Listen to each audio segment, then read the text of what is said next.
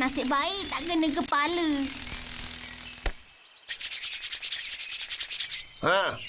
Bas. Datang nak belajar silat ke?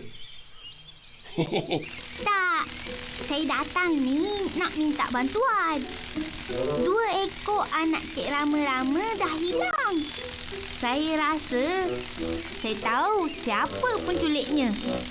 Jomlah Pak Cik Kadak dan Bang Kumbu. Kita selamatkan mereka.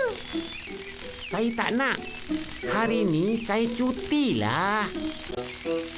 Lah, kenapa pula ni? Saya penatlah lepas kena dera dengan Pak Cekadak. Apa? Betul ke Pak Cik Kadak? Kau dengarlah kata si Bang Kombo tu.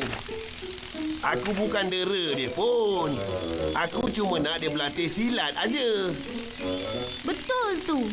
Ini bukan kes dera. Dera bermaksud kita berlaku kejam pada mangsa dengan niat yang jahat. Tapi niat Pak Cik Kadak untuk melatih awak dan mungkin cara Pak Cik Kadak sedikit keras. Betul tu. Kalau berlatih menari, bolehlah lembut-lembut.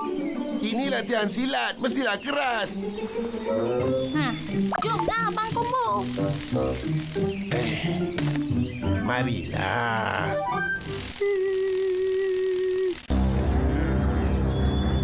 Hei, kipas tu betul-betul lah sikit.